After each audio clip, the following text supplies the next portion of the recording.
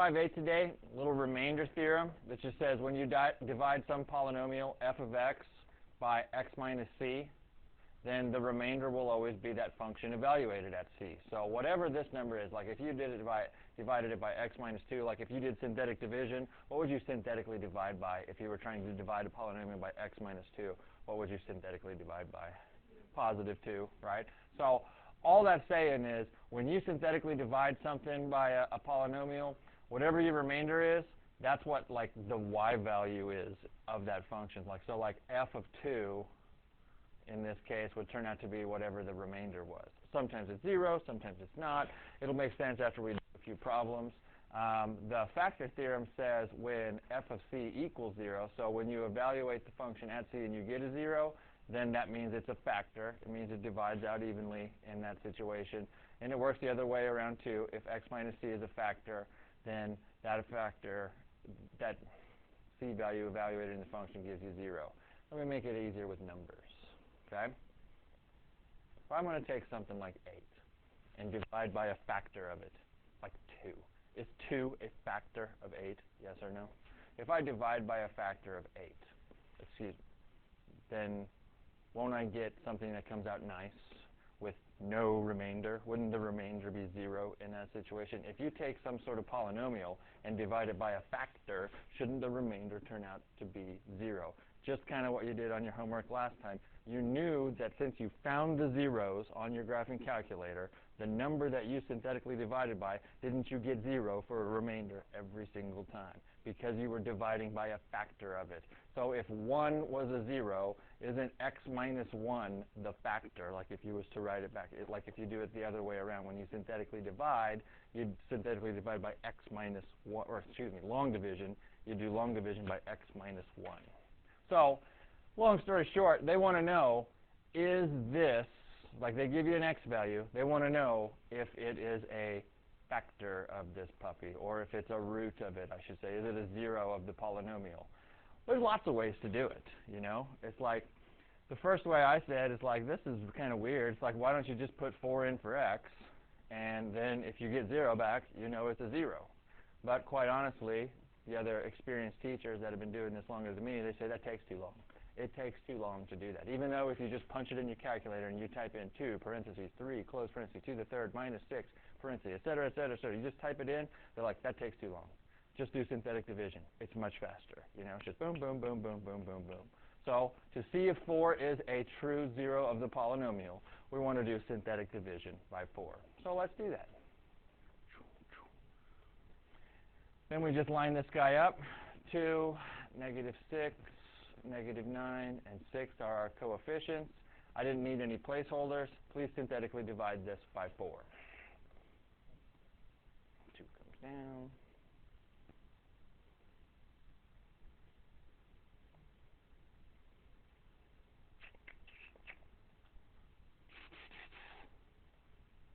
What did you get for a remainder when you synthetically divided this by 4? 2. Is 4 a 0 of this polynomial since we got a remainder of 2? Yes or no? So here's what we'll say. We will say this particular polynomial evaluated at 4 gives us 2. P of 4 equals 2. Didn't we put 4 in for x, basically, is what they're telling us. And that means if you did that, if we would have put 4 in for x, our calculator would have told us that that's 2. Right, that's what that boils down to. P of 4 equals 2.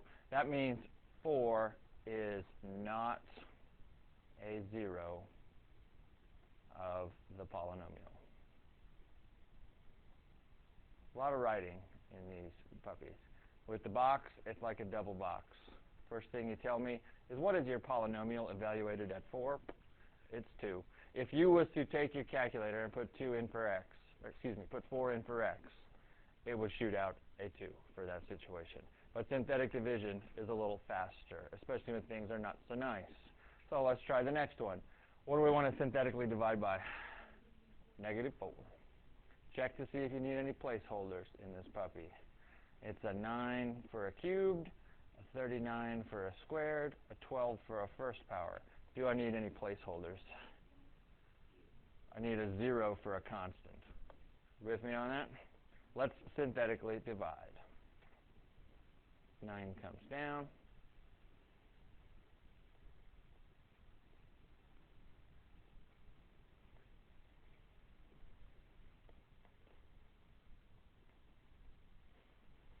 If you get 0 for a remainder, what does that mean?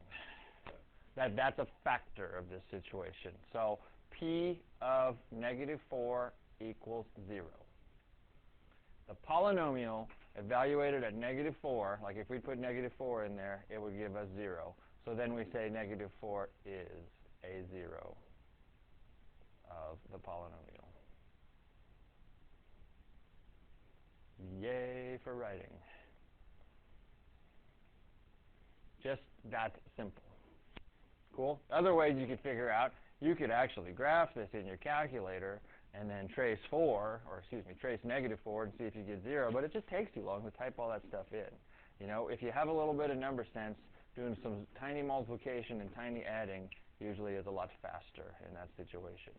Next, very much like that homework quiz where something didn't come out nice. Let's learn what to do when you've got a rational 0, but it was not an integer. So we want to synthetically divide by a -1/2. Now, obviously, if you synthetically divided that first problem by 1.5, I can't count you wrong because we haven't done any of those. You can do that, you know, but you should have used 3/2 instead of 1.5. You want to keep it an improper fraction every time. So let's synthetically divide. And I'll tell you, they'll come out real nice because the numbers that we bring down or that come down all the time will go into the denominator really, really easily. If you want to take a -1/2 times 4, we got to get away from the calculator. Let's use our brain. Doesn't, like, 2 go into 4 evenly? How many times? 2 times. Take that times your numerator, and you'd get a -2. Cool? Then add those up, and you get a 10. Doesn't 2 go into 10 evenly, right? How many times? 5 times. Take that times your numerator, and you get -5. 2 comes down again because I add those up. And again, -1/2 times 2 is a -1. What's my remainder? 0. So that means p of -1/2 equals what? 0. And that means that -1/2 is a polynomial. Is a 0 of the polynomial. My bad.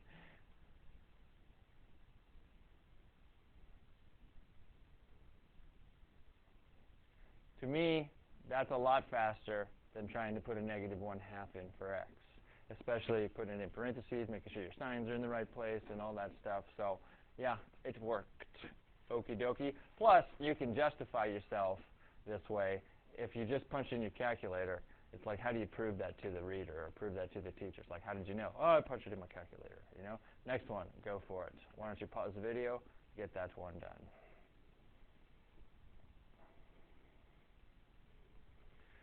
So you got 2 for a remainder, meaning that is not a 0, so the polynomial evaluated at 2 turned out to be 2, and 2 is not a 0 in polynomial. Pretty simple. Next one. Use the factor theorem to factor a polynomial. First, find all the zeros of the polynomial and write them as factors with integer coefficients. Pretty simple once we do one, because we've already done this in the previous, like last semester. We did this only with quadratics. This time we're doing it with cubics, fourth powers, whatever. All we need to do is find the zeros of this thing. How would you find the zeros of this thing? How would you find the zeros of this puppy? First, I would graph this thing in my calculator. You just took a homework quiz on how to find the zeros of a polynomial. All right, so let's type that puppy in to my graphing calculator. How many zeros should this bad boy have? 3. So I'm going to put this zeros blank, blank, blank. There's 3 of them. I'll graph it also once I get it typed in. Looks like some nice, neat places. I will just use my nice trace function to see if I can find them. Looks like -2. If I trace -2 and hit equals, that's a bingo. I like to work from left to right on my graph also. Let's cross our fingers for 1 also. Let's see, or excuse me, -1. Trace -1. That's a bingo because we got 0 back right there. And let's also cross our fingers for 1, trace 1. That's a bingo. Found them all. They were all real. They were all integers. Now, all we got to do is rewrite the polynomial, okay, as factors. So here's what it would be. P of x would equal. Doesn't negative 2 make this polynomial a 0, right? So as a factor, that's you invite x into the situation, and it's the opposite of that. The factor of that would be x plus 2, because if x was negative 2, wouldn't this result right here turn out to be 0? You with me on that? Then I got a whole other one. What would this guy turn out to be as a factor? X plus 1, and finally x minus 1. And that's it. They want it written as the 3 factors, to where you could see, boom, boom, boom. If I expanded this puppy out, right, and I multiplied it all out, I'd get that back right there. I'd get that. That's the same thing right there, but this is in factored form right there. We found all the zeros, and now we could see all of these puppies would make it equal 0. Capiche? Let's do it again. Next one. How many zeros first? 3, blank, blank, blank. Let's type them in. X to the cuba plus a deuce x squared minus 33x minus 9b. All right, double check that you have it typed in. Should have 3 zeros. Let's see if we see them all on the window that I was currently on. There's 1. I don't like it, so that means I have to change my window. Maybe your window is different than mine. I'm going to go zoom 6 in, see what it looks like then. Should see 3 of them. 1, 2, 3. Boom. Saw them all in the zoom 6 window. Find them all. 1, 2, 3, 4, 5. Trace negative 5. That's a bingo. 1, 2, 3 of the negative fashion. That's a bingo. And 1, 2, 3, 4, 5, 6. Is that right? Trace 6. That's a bingo right there. Good? So, what's the name of our polynomial? P of x equals x plus 5. Why is it x plus 5? You want the opposite of this because you want to find out what would make it 0. X plus 3 is a quantity times x minus 6 as a quantity. Remember when we did this with the quadratics where I gave you the 2 solutions and you had to go back and write the polynomial? So let's do that again. How many on this one? Number 7. 4 of them. 1, 2, 3, 4. 30x to the 4th minus x to the 3rd minus 130x squared plus 32x plus 6.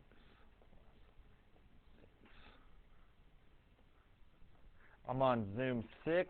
See if I can see all 4 of them. Yeah. Scrunchy McGrath, you know. They're all scrunched together. I'm going to change my x parameters. Instead of going from negative 10 to 10, what do you want to go from instead? 5s would be a decent thing. There's no perfect window, you know. It's whatever. I just want to see all 4 of them. 1, 2, 3, 4. Yikes. That's 2 of them right there because you can see it was above the x-axis, then it went below. So let's try some. Trace negative 2. Did that one come out good? Sweet. I don't want to get too fast. This one, does it look like it's at negative 1? Let's see if it is. Trace negative 1. Was it? No. So don't give up hope. It just means it's not an integer.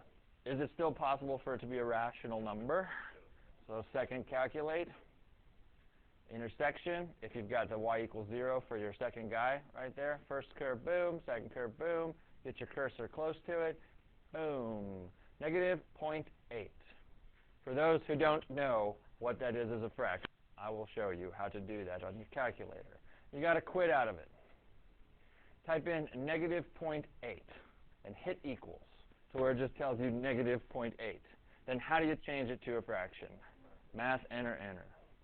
You get negative 4/5, correct? Sweet. So how did I get that? I just went back, typed it in, and hit equals, so it had it in there, and then said, please calculate. So math, enter, enter, and it says -4/5. Back to my graph. Second, calculate. The intersection. First curve, second curve. Move my cursor over. Too far, Johnson. 1.3 repeating. Do you know what 0.3 repeating is? So you really have 1 and 1/3. I wrote that below the blank. We don't want compound fractions. We want an improper fraction. Take 3 times 1 and get 3. Add it to this, and you get what for an answer right here? 4/3. And finally, second, calculate. Maybe. 5. Enter, enter. Move it closer to the other dude. Oh, nice. 1.5, which is 1 1/2. If you don't know, 1.5 is really what? 3/2. You're going to get a lot of rational answers on this worksheet. I just want you to holler if you need help. It's like, how did you get that for a fraction again? Are we okay with that? Now, same thing we did as before. P of x equals. Since this is not a fraction, it's just the quantity of x plus 2. Sweet. Take a wild guess what this one would be. See if you remember the trick. 5x plus 4. Opposite, like it's this guy comes first, right? The denominator comes first, and then it's the opposite of that sign. Then double check. If you solve that, isn't the old opposite of this guy over that guy kind of trick right there? -4/5 is that situation. So what's this one turn out to be? 3x minus 4, and then 2x minus 3, my bad. Denominator first, switch the sign of the numerator. Gravity, coming down, good. Next, I don't want to do them all, just show me that you can do them. 8s, you know, so first thing I got to do is figure out how many zeros it has. It's got the shui, because it's 3rd degree. Clear that mega beast out of there.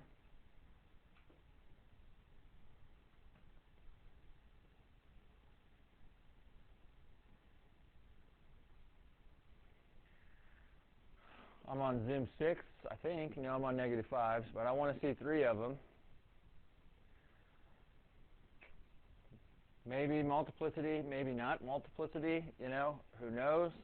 Let's zoom in a little further. This is -5 to 5. I'm going to go -2 to 2, just to really zoom in on that puppy and see what things look like. It's still tough to tell, but there are 3 of them there. What you have to do is change your y scale also to where it's not going up to 10s and -10s. But all you're really doing is if you just use second calculate 5, you know, intersection every time, it'll find them for you. You know, it's whatever. I'm going to guess right there at -1. Trace -1. Was that a 0? Yes, it was. Find the next one. Second calculate 5. First curve, second curve. Just move it over to the right a little bit so it's not at that -1. There's one there at -0.5, which is really where? -1/2. And then over here, I'm going to try 1. Boom. Got it. Write me a polynomial with those puppies. P of x equals. I go in the order that I have them written. What's the first one going to be? X plus 1. What's the second one going to be? 2x plus 1, and the last one's going to be x minus 1. It doesn't matter what order you put them. I put them in the order that I wrote them in, you know, so I don't just get jumbled. But in any order that those are in. One more, right? Get number 9 done for me, and then we'll call this section a quit. If you'd pause the video and get that done for me, we will stop after 9. Here's my zeros. What's my polynomial? First guy. 4x minus 1. Everyone cool with that? Denominator first, switch the numerator sign. 3x minus 2. And then, what's the last one? X minus 5. Pretty simple, right? Let's skip down at 10 and go down here. They straight up told me they're zeros. The good thing now is I don't need my calculator anymore. They want us to write the polynomial in standard form. Let's understand the forms real quick. What we just wrote this guy in, this guy, this is not standard form. This one's standard form. This is called factored form. That's factored form, where it's all the factors individually. Factored form with the parentheses. Standard form looks like this, highest degree to lowest degree, etc. Cool? So let's do that on this one. I can't go straight to straight to standard form, but can't we write it in factored form really easily with the zeros? If you know the zeros, can't you write it in factored form? So let's call it P of x equals x minus 1 times x minus 5 times x plus 3. And our job is to expand that out. We cannot take 3 things times each other at one time. We can only take 2 things times each other at one time. Here's what I'd like to see if you can handle. Let's see if you can increase your foiling speed. This is a binomial times a binomial, correct? Let's take the first terms times each other. What do you get? X squared, right? I'm just multiplying these 2 guys together. Y'all with me on that? Just the first 2. Then do you realize that like these are going to be like terms in the middle? Like you've done enough foiling, do you realize that that's going to be like terms? What would you get when you do outside? What would you get? Negative 5x and a negative x. What do you got? Negative 6x. If that's too much for you to try to see that there's my like terms, here's a negative 5x, here's a negative 1x, they're going to combine together to be negative 6x, then keep doing it old school. You know, write it all down. But let's see if we can skip a little bit. And then what's the last guy? Plus 5. That's still in parentheses. Parentheses make a huge difference. The x plus 3 has not been affected yet. So far, so good? Now, the red guy's 3 terms, the green one's 2 terms. Now you just got to go with the distributive property. So P of x will equal, take every red dude times every green guy one at a time. First red guy, x squared times x is x cubed. X squared times 3 is 3x squared. Then lightly cross that guy out if that helps you to realize you've used him. All good? Then the second guy, negative 6x, has to get taken times every guy.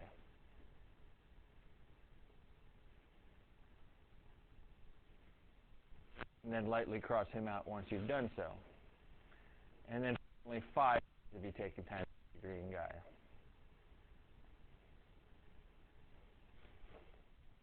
Then you would go back and see if you can combine any like terms finally. Is taking the trinomial times the binomial all right for you? Just one at a time. Then I do have some like terms. I got x cubed.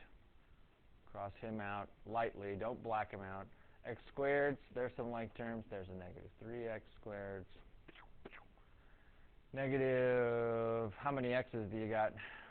Negative 13x plus 3. If we graph this in our calculator, tell me what you know about it. What? This should be a 15. Yeah, my bad, timeout. So 5 times 3, I said 3 and didn't write 15, and that's 15. Thank you. So anyway, if we graph this, my bad, what do you know about it? It's got 3 zeros. Where are they at? 1, 5, and negative 3. Tell me about the ends. Different ways. Upright or not upright? Where are they going? It's all about him, the leading coefficient. What kind of number is he? Positive, right? So it's going upright is what it would look like. Next dude. It's got the old optical illusion in there. Our good friend that we don't care too much for. 0. So P of x equals. Let's see if we can write him in factored form. First dude, real easy. What's our first dude? 2x minus 1. Second dude, don't you dare write x minus 0. What does it just turn into? What's x minus 0? It's x. Right? It's just an x. Right? Don't put x minus 0. Don't put x plus 0, anything like that. What's the last guy? X minus 3. Is everyone cool with that dude in the middle? Because it was 0 for a root. Now, I'm going to do this. I'm going to just plain old Multiply those together. Isn't that a simple distributive property right there? Keep it in parentheses and bring my other guy down that I haven't affected. It really makes no difference what order you multiply these in. I usually work from left to right. And then here, you could try your foiling trick, see how it helps you. Maybe you need to write them all out.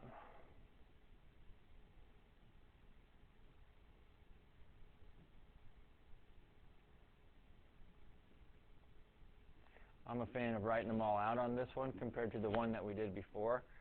Let's compare and contrast them. It's still a binomial times a binomial, but why was this one just a little different than something like this, which you've done hundreds and hundreds, maybe even thousands of them? Why are they just a little different? This guy's got an x squared in it, right? It goes x squared and an x, then an x to the first and a constant. A little different, right? You're not so used to those. If you can handle doing your like terms, because sometimes they will be, sometimes they won't be like terms. It's up to you. So p of x, on the final one, please bring p of x back down, and that's a cubed on the first guy. My pen didn't make it. 2x cubed minus 7x squared plus 3. Don't get too comfortable. Yes? Thanks. Don't get too comfortable, because things will get a little challenging here in a second. Tell me about these roots. Starts with a double bar r. What do you know about all these roots right here? They're real numbers, correct? Right? So next one. Double tricky. Number one, it's got some imaginary stuff in it too. Excuse me. Number one, it's got some imaginary stuff in it. Number two, not all the zeros are shown. You're supposed to use your brain to find them all. You need to use your brain to find all the zeros. 4 is a 0, and 2 plus I is a 0. Do you know any other zeros that should happen? 2 minus I has to be a 0 also, because what do you know about imaginary zeros? They come in what kind of pairs? Conjugate pairs, right? So you need to add that one to the list. Cool? Then multiplying it out, that's a real beauty. So p of x will equal x minus 4. Is everyone cool with that? Now watch me for a second. I'm going to go off to the side and show you what happens. Do you see you have like a complex number here? It's not imaginary at all. It's complex, because there's a real number involved with 2, and there's an imaginary number involved with the i's, right? If you want to do this, don't you have to really take x and subtract away the first one, which is 2 plus I? You have to subtract away that whole quantity, and the other one is x minus that thing, which is 2 minus I. Isn't that what we're doing? You know, like you always have to do whatever the sign is, we need the opposite of it. So didn't we do x minus 4? Don't I need x minus the entire 2 plus I, and x minus the entire 2 minus I? Well, what does it turn into? You have to distribute the negative 1 inside of there. What does this guy turn into? The x is still an x. What do you get right here? Minus 2 minus I. And what do you get down here? Minus 2 plus I. You would have lucked out, because it's the same two things in there. Isn't there a 2 minus I in there and a 2 plus an I in there? So moral of the story is, this is the way it's supposed to be done. This is the way it will turn out every single time. Let's just call it x minus 2 plus I and x minus 2 minus I. The thing you've got to realize is this particular sign right here is always a subtraction. The other two, aren't they quote unquote like in conjugations of each other, right? One's a plus, one's a minus. You with me on that? Multiplying this out, holy fricking frijoles, Batman. It doesn't matter what order you multiply them in. Take a wild assumption that multiplying these two together would be better for us than trying to multiply the first two together. If stuff has imaginary stuff, if a quantity has imaginary stuff in it, try to find another one with imaginary stuff in it to multiply stuff by. So here's what we do. X minus 4 has to come down first, just so we don't forget about him. Cool? And now it's just a trinomial times a trinomial. let's take this particular x times every one of those guys over there one at a time. Well, it's x times x. X squared. And then x times negative 2. And x times negative I, let's call it negative xi. Is everyone cool with that?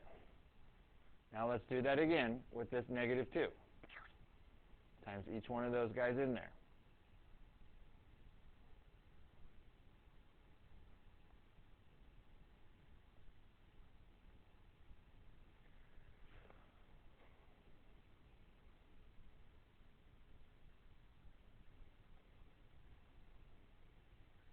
Did you get negative 2x plus 4 plus 2i?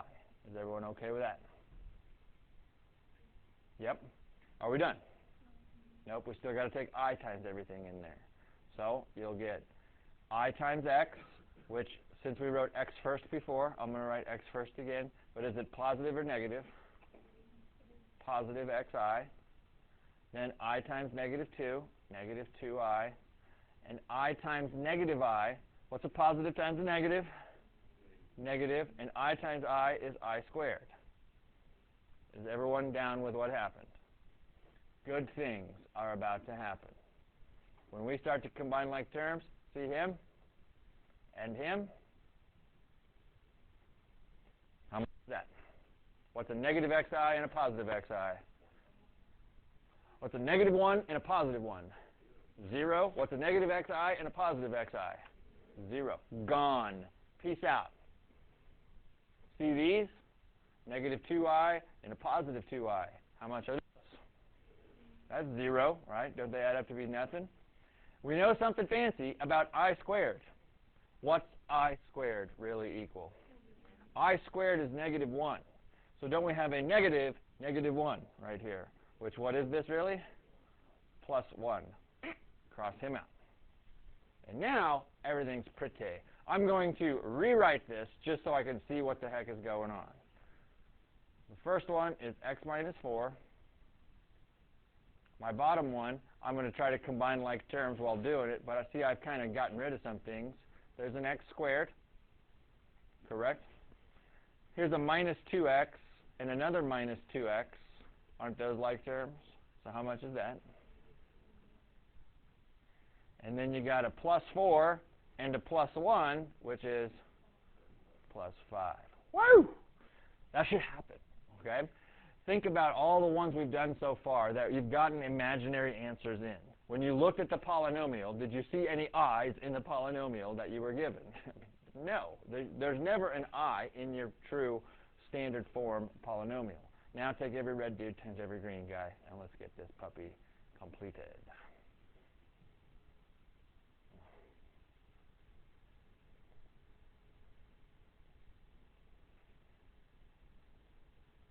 Oops. That's what I was thinking.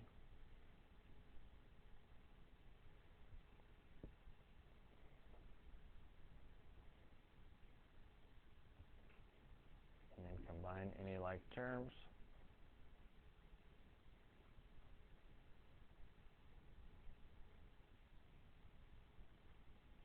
Did I make a mistake? Okay.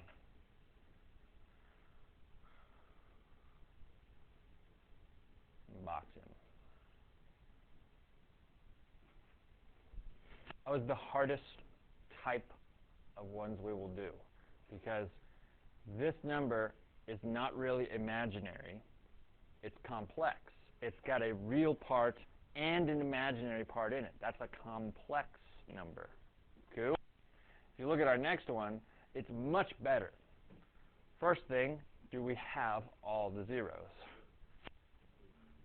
Nope, because there's an imaginary one in there. We need another dude. Who else do we need? Minus I.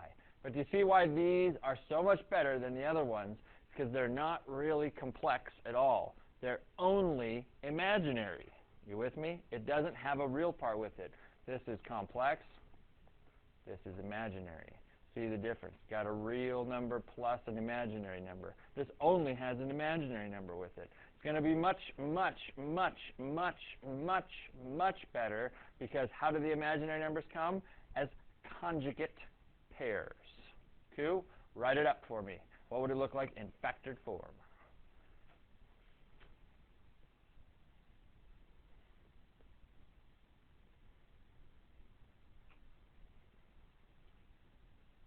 Give it a shot on those last guys. What do you think it would be?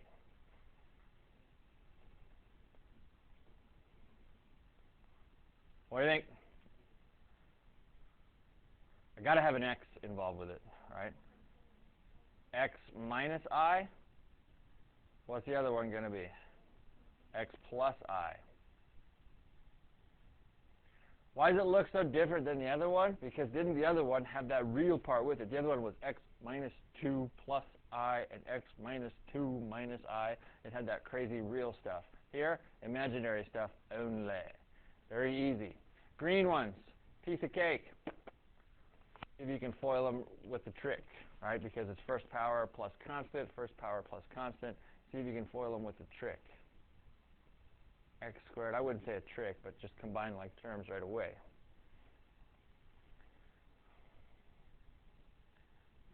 If you go outside terms, you get negative 2x. Inside terms is plus 3x. How much do you really have right there? Negative 2x plus 3x plus 1x, right? Like I said, if you can't handle that, write it out.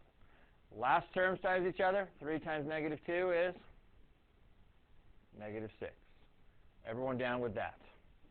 The next two are straight up conjugates of each other. Straight up conjugates of each other. You don't have to FOIL them at all.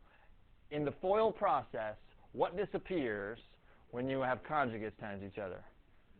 The O and the I, right? So you only take the first guys times each other. What would you get? X squared. Then you take the last guys times each other. Negative I times positive I. How much? Negative I squared.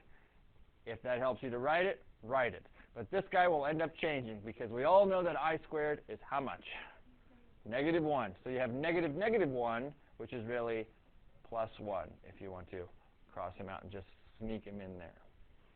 Sweet. That one was real easy because of the conjugate situation. These back here were not truly conjugates of each other. Okay? These parts are, but since you had to throw that x in there, it screwed everything up right there. So then we finally finish that out, and then we call it a day right here.